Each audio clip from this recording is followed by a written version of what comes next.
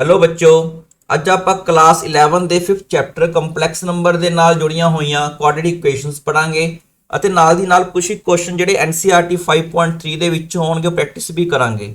ਇਸ ਤੋਂ ਪਹਿਲਾਂ ਆਪਾਂ ਇਸ ਚੈਪਟਰ ਦੇ ਨਾਲ ਜੁੜੇ ਹੋਏ ਦੋ ਲੈਕਚਰ ਰਿਕਾਰਡ ਕਰ ਚੁੱਕੇ ਹਾਂ। ਉਹਦਾ ਜਿਹੜਾ ਲਿੰਕ ਹੈਗਾ ਡਿਸਕ੍ਰਿਪਸ਼ਨ ਬਾਕਸ ਦੇ ਵਿੱਚ ਅਵੇਲੇਬਲ ਹੈ। ਆਪਾਂ ਕਲਾਸ 10th ਦੇ ਵਿੱਚ ਪੜ੍ਹਦੇ ਸੀਗੇ, ਇਸ ਤਰ੍ਹਾਂ ਦੀ ਇਕੁਏਸ਼ਨ ਸੀਗੀਆਂ ax² + bx + c = 0। ਇਸ ਚੈਪਟਰ ਦੇ ਵਿੱਚ ਆਪਾਂ ਉਹੀ ਇਕੁਏਸ਼ਨਸ ਪੜਾਂਗੇ ਜਿਨ੍ਹਾਂ ਦੇ ਕੋਫੀਸ਼ੀਐਂਟ ਜਿਹੜੇ ਹੈਗੇ ਨੇ ਰੀਅਲ ਕੋਫੀਸ਼ੀਐਂਟਸ ਹੋਣਗੇ and a is not equal to 0। Suppose ਇੱਥੇ ਆਪਣੇ ਕੋਲ a is not equal to 0 ਹੈ। ਤਾਂ ਕਲਾਸ 10th ਦੇ ਵਿੱਚ ਕੀ ਹੋਇਆ ਸੀਗਾ, ਜਦੋਂ ਜਿੰਨਾ ਇਕੁਏਸ਼ਨ ਦਾ ਆਪਣੇ ਕੋਲ ਡਿਸਕ੍ਰਿਮੀਨੈਂਟ ਜਿਹੜਾ ਹੈਗਾ b² - 4ac ਅਗਰ ਲੈਸ ਦੈਨ 0 ਆ ਜਾਂਦਾ ਤਾਂ ਆਪਾਂ ਉਹ ਇਕੁਏਸ਼ਨ ਸੋਲਵ ਨਹੀਂ ਕਰ ਪਾਉਂਦੇ ਸੀ। ਜਿਵੇਂ ਆਪਣੇ ਕੋਲ ਕੋਈ ਇਕੁਏਸ਼ਨ ਹੈਗੀ ਹੈ x² + x + 1 = 0। अगर आप इसका डिस्क्रिमिनेंट फाइंड करिए वो कितना आएगा b का स्केयर, इतने a भी 1 है, x² का कोफिशिएंट a 1 हो गया, x का कोफिशिएंट b वो भी 1 है, c जो कॉन्स्टेंट टर्म है वो भी 1 है। सो b² - 4 × a × c अगर आप इसकी वैल्यू फाइंड करिए तो अपने को कितना आ जाता है -3। तो दी वैल्यू -3 आ गई विच इज लैस दैन 0। ਤਾਂ ਇਸ ਤਰ੍ਹਾਂ ਜਿਹੜੀ ਇਕੁਏਸ਼ਨ ਸੀ ਆਪਾਂ 10th ਕਲਾਸ ਦੇ ਵਿੱਚ ਲਿਖਦੇ ਸੀ, ਇਹਨਾਂ ਦਾ ਜਿਹੜਾ ਡਿਸਕ੍ਰਿਮੀਨੈਂਟ ਨੈਗੇਟਿਵ ਹੋਣ ਕਰਕੇ ਇਹਨਾਂ ਦੇ ਨੋ ਰੀਅਲ ਰੂਟਸ ਨੇਗੇ। ਤੋਂ ਆਪਾਂ 10th ਕਲਾਸ ਦੇ ਵਿੱਚ ਕੁਐਸਚਨ ਨਹੀਂ ਕਰਦੇ ਸੀਗੇ। +1 ਦੇ ਵਿੱਚ ਇਹ ਵਾਲੀ ਇਕੁਏਸ਼ਨ ਆਪਾਂ ਸੋਲਵ ਕਰਾਂਗੇ with the help of complex numbers. ਤਾਂ ਇਹ ਇਕੁਏਸ਼ਨ ਸੋਲਵ ਕਰਨ ਵਾਸਤੇ ਇੱਕ ਆਪਣੇ ਕੋਲ ਬਹੁਤ ਇੰਪੋਰਟੈਂਟ ਥਿਓਰਮ ਹੈਗੀ ਹੈ, that is fundamental theorem of algebra. ਇਹਦੀ ਸਟੇਟਮੈਂਟ ਜਿਹੜੀ ਹੈਗੀ ਹੈ ਤੁਹਾਨੂੰ ਜ਼ਰੂਰ ਆਉਣੀ ਚਾਹੀਦੀ ਹੈ ਵੀ ਕੋਈ ਵੀ ਪੋਲੀਨੋਮੀਅਲ ਇਕੁਏਸ਼ਨ ਹੋਵੇ, ਜਿਵੇਂ ਆਪਣੇ ਕੋਲ ਕੁਆਡਰੇਟਿਕ ਇਕੁਏਸ਼ਨ ਹੈ this is a polynomial equation, ਤੇ ਇਹਦਾ ਘੱਟੋ ਘੱਟ ਇੱਕ ਰੂਟ ਜ਼ਰੂਰ ਹੁੰਦਾ ਹੈ। ਤੇ ਨਾਲ ਦੀ ਨਾਲ ਇਸ ਤੋਂ ਇੱਕ ਰਿਜ਼ਲਟ ਹੋਰ ਮਿਲ ਜਾਂਦਾ ਹੈ, ਉਹ ਕੀ ਹੈ ਵੀ ਆਪਣੇ ਕੋਲ ਪੋਲੀਨੋਮੀਅਲ ਇਕੁਏਸ਼ਨ ਅਗਰ n ਡਿਗਰੀ ਦੀ ਹੈ ਤਾਂ ਉਹਦੇ ਵਿੱਚ n ਰੂਟਸ ਹੋਣਗੇ। n ਰੂਟਸ ਹੁਣ ਆਪਾਂ ਇਸ ਤਰ੍ਹਾਂ ਦੀ ਇਕੁਏਸ਼ਨ ਦੇ ਫਾਈਂਡ ਕਿਵੇਂ ਕਰਾਂਗੇ? ਫਾਈਂਡ ਕਰਨ ਦਾ ਜਿਹੜਾ ਢੰਗ ਹੈਗਾ, ਮੈਥਡ ਹੈਗਾ, ਉਹ ਉਹੀ 10th ਕਲਾਸ ਵਾਲਾ ਹੀ ਹੈ, -b ± b² - 4ac ਵਾਲਾ। ठीक है, ऑलरेडी तुमने 10th क्लास ਦੇ ਵਿੱਚ ਇਹ ਫਾਰਮੂਲਾ ਸਟੱਡੀ ਕੀਤਾ ਹੋਇਆ। ਇਸ ਦੇ ਵਿੱਚ ਇੱਥੇ ਕੀ ਆਪਣੇ ਕੋਲ b² - 4ac ਨੈਗੇਟਿਵ ਹੈ, means 4ac is greater then b² ਹੈ। ਇਸ ਕਰਕੇ ਆਪਾਂ ਇਹਦੇ ਵਿੱਚੋਂ ਕੀ ਕਰਾਂਗੇ, ਮਾਈਨਸ ਬਾਹਰ ਕੱਢ ਲਾਂਗੇ। ਅਗਰ ਆਪਾਂ ਇਹਦੇ ਵਿੱਚੋਂ ਮਾਈਨਸ ਬਾਹਰ ਕੱਢਾਂਗੇ ਤਾਂ ਇੱਥੇ ਆ ਜਾਏਗਾ this is equal to -1 × 4ac - b²। ਤਾਂ -1 ਦਾ ਆਪਾਂ ਨੂੰ ਪਤਾ -1 ਕਾਹਦੇ ਇਕੁਅਲ ਹੁੰਦਾ, ਓਇਟਾ ਦੇ। ਸੋ ਇਸ ਨੂੰ ਆਪਾਂ ਇਸ ਫਾਰਮ 'ਚ ਲਿਖ ਲਿਆ 4ac - b² ਦਿਸ ਵਨ। ਜਿਵੇਂ ਇਹ ਵਾਲੀ ਇਕੁਏਸ਼ਨ ਸੀ ਇਹਨੂੰ ਵੀ ਸੋਲਵ ਕਰ ਸਕਦੇ ਹਾਂ। ਇਹ ਕਿੰਨਾ ਆਏਗਾ, x = -b ± ਇੱਥੇ ਡਿਸਕ੍ਰਿਮੀਨੈਂਟ ਕਿੰਨਾ ਆਇਆ ਆਪਣੇ ਕੋਲ b² - 4ac ਕਿੰਨਾ ਆ ਗਿਆ -3 upon 2 × a। ਇਹਦੀ ਵੈਲਿਊ ਕਿੰਨੀ ਆ ਗਈ -1 ± ਰੂਟ ਆਫ -3 ਕਾਹਦੇ ਇਕੁਅਲ ਹੁੰਦਾ ਹੈ। ਇਸ ਉਹਨੇ ਯਾਦ ਰੱਖਣਾ, ਇੱਕ ਪਹਿਲਾਂ ਵੀ ਰਿਜ਼ਲਟ ਮੈਂ ਤੁਹਾਨੂੰ ਲਾਸਟ ਲੈਕਚਰ ਦੇ ਵਿੱਚ ਕਰਾਇਆ ਸੀ। अगर सपोज कर लो -a है, a इज पॉजिटिव, तो इसमें आप लिख सकते हैं -1 × a। तो वैल्यू कितनी आएगी, root of -1 × root of a। तो this is equal to iota. तो ये वाला फॉर्मूला आप इत्थे लगा दें, √3 माइनस बाहर आके ओइटा बन गया, इस तरह कह सकते हैं दिस वन। हुण आप क्वेश्चन प्रैक्टिस करांगे कुछ ये। सब तो पहला क्वेश्चन हैगा प्योर कुआड्रेटिक फॉर्म हैगी है। ये प्योर कुआड्रेटिक का मतलब ये मिक्स एक्स वाली टर्म नहीं हैगी, तो इन्हू सोल्व करनी ये ज़्यादा नहीं कोई होएगा। सिंपल आप लिखांगे x² + 3 = 0। तो इन्हू तुसीं किवें लिख सकते हो, x² = -3। उस तो अगे की करांगे, तो आप ये जिहड़ा स्केयर है अगर आप राइट हैंड साइड ते लेके जाने तो यह बन जाएगा +/-3।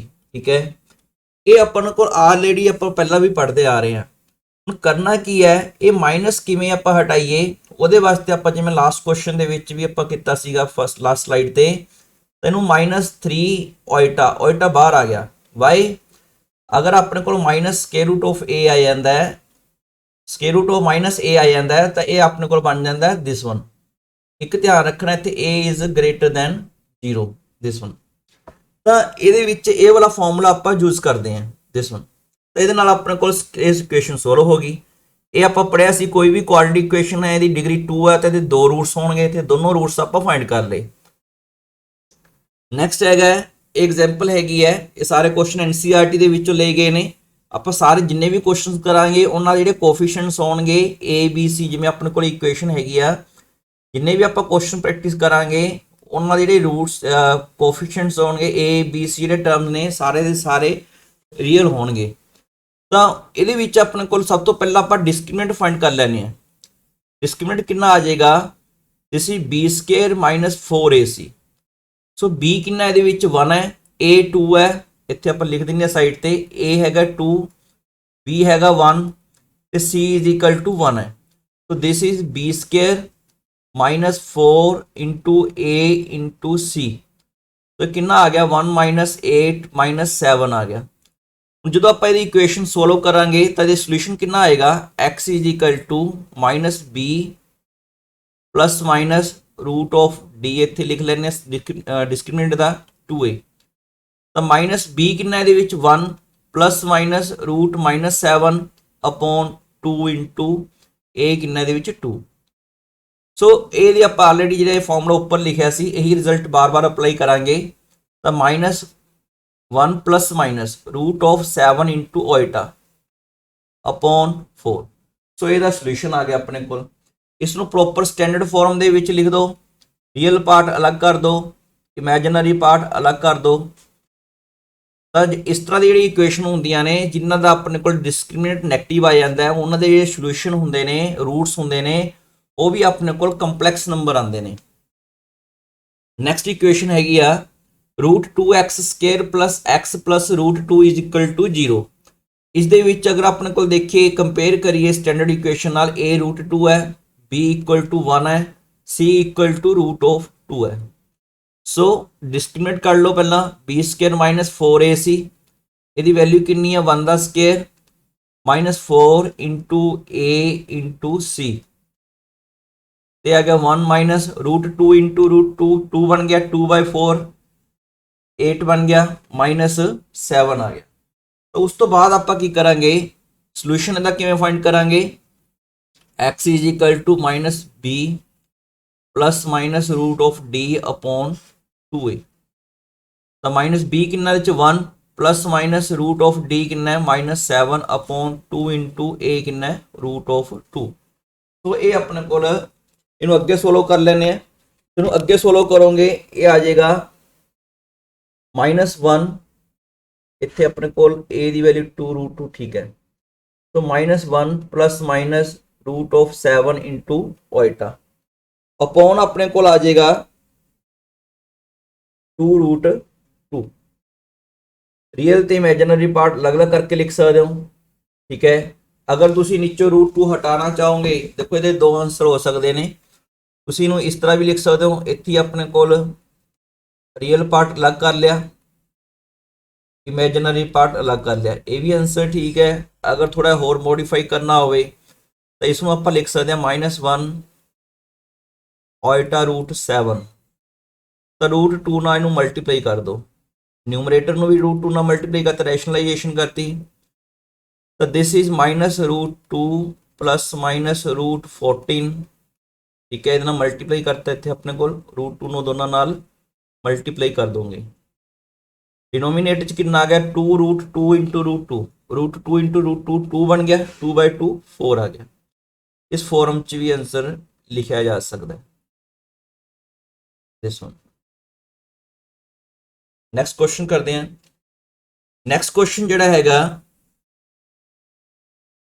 ਇਹ √3x² - √2x, ਇਹਦੇ ਵਿੱਚ ਵੀ ਜਿਹੜੇ ਕੋਫੀਸ਼ੀਐਂਟ ਨੇ ਦੇਖੋ ਸਾਰੇ ਰੀਅਲ ਰੂਟਸ ਤੇ ਰੀਅਲ ਕੋਫੀਸ਼ੀਐਂਟ ਨੇ।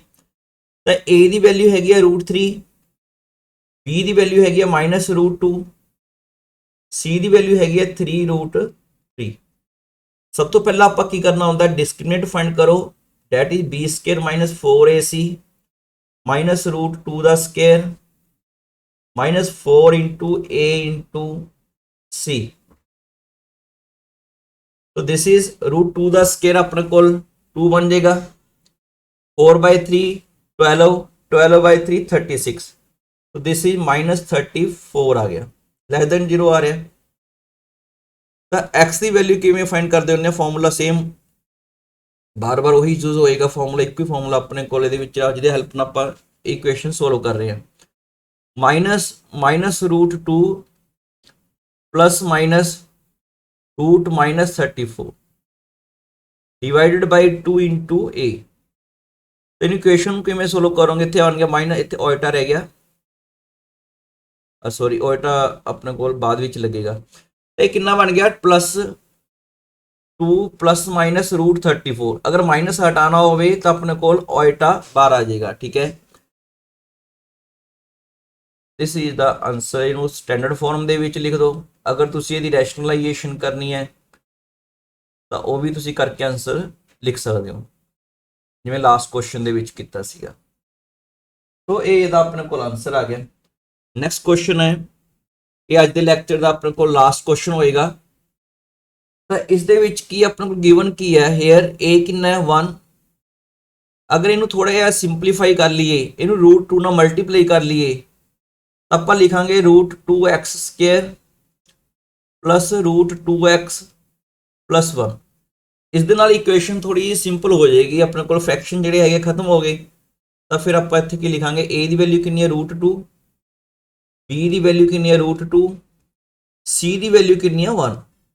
अगर ये आप डिस्क्रिमिनेट फाइंड करिए B square minus 4ac, this is root 2 the square minus 4 into a into C.